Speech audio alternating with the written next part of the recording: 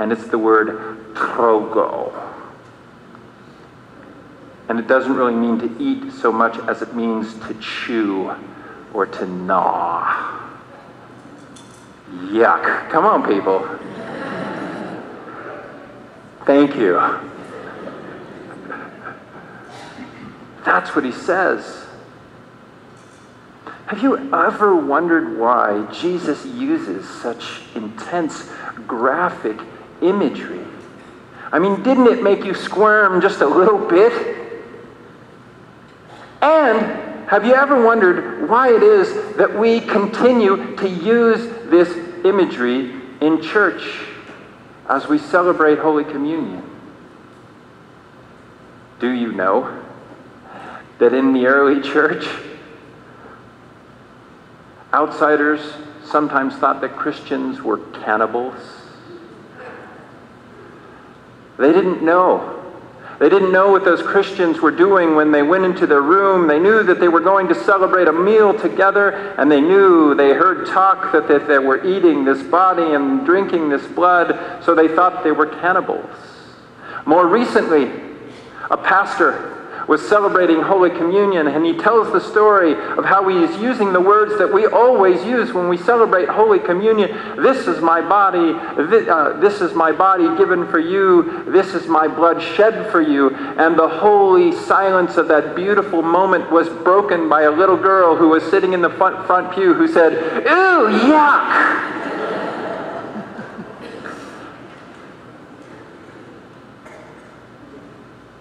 So why does Jesus use such imagery?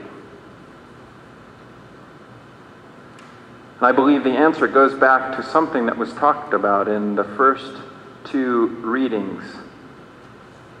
Our first and second lesson, this idea of wisdom. True knowledge, true understanding.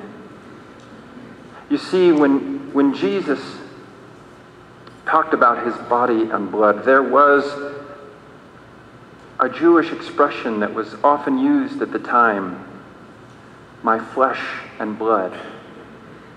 And what it was a reference to was my whole life. We still use that expression, kind of. Right? My flesh and blood. Maybe we see my body, mind, and soul. Whatever it is, but it's that kind of expression that Jesus was using. This is my whole life. And what Jesus was saying, and what he was holding on to, and what he was taking a stand on in that desert was, I am giving you my whole life.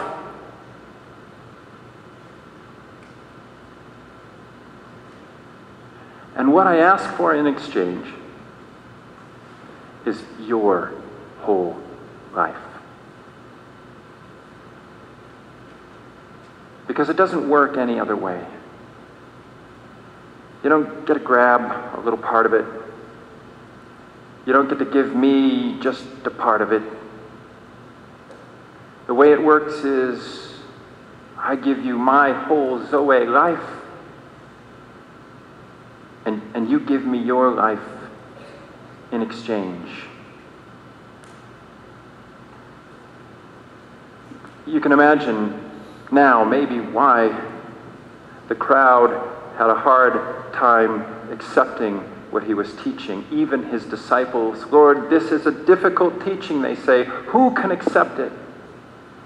They knew what he was talking about, and so they were trying to avoid it. They were trying to change the topic. They were quibbling with him.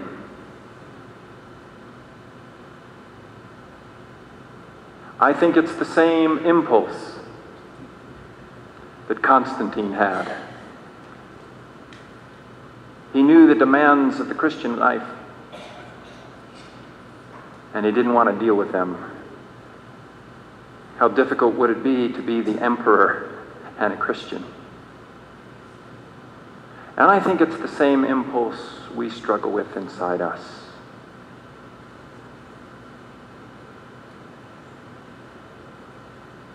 So often we want the benefits without having to pay the cost of things.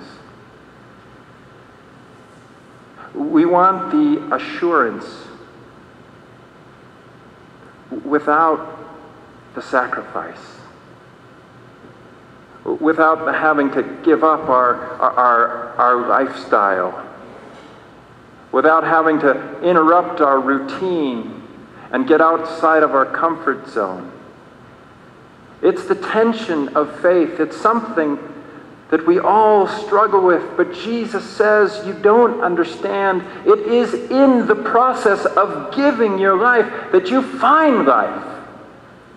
It is in the process of serving that you discover the joy and what life really is. I'll just use his words on this one. Unless you are willing to give your life, you won't find your life.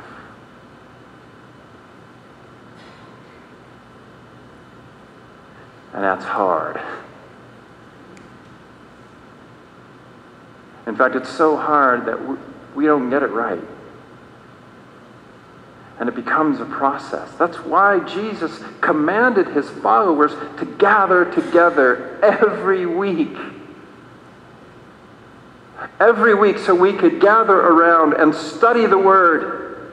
And so that the Word would give us some perspective. Because when we go out into that world, our perspective gets all messed up and it gets all skewed. So we come back and we remember what is true and what is right. And we get to practice with each other too, how to love one another, how to love our neighbors as ourselves. And we get to put on the perspective that Jesus, we get to see the world through Jesus' eyes, and we get to learn to advocate for those who Jesus would advocate for. And we get to learn to be generous the way Jesus was generous, because that's where life is found. And very importantly, we get to confess that we are not perfect people.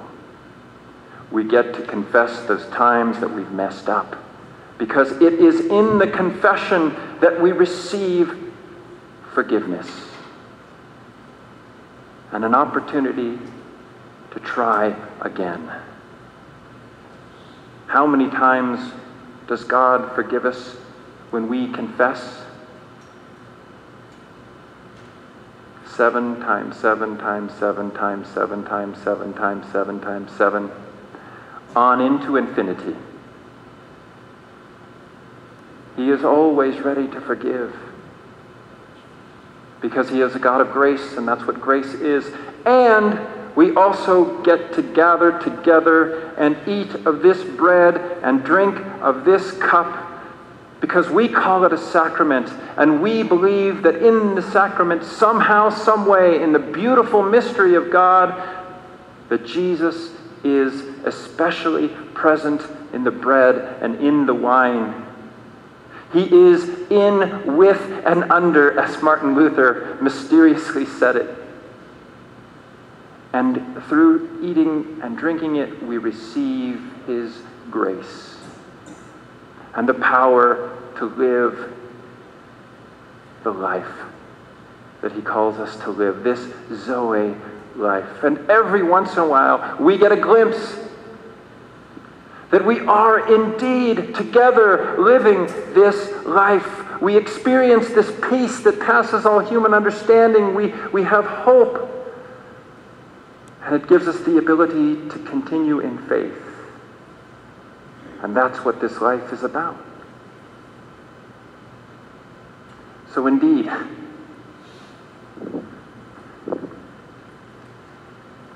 forgot his full name already. Valerius Aurelius Constantinius Augustus was wrong. The invitation that Christ gives us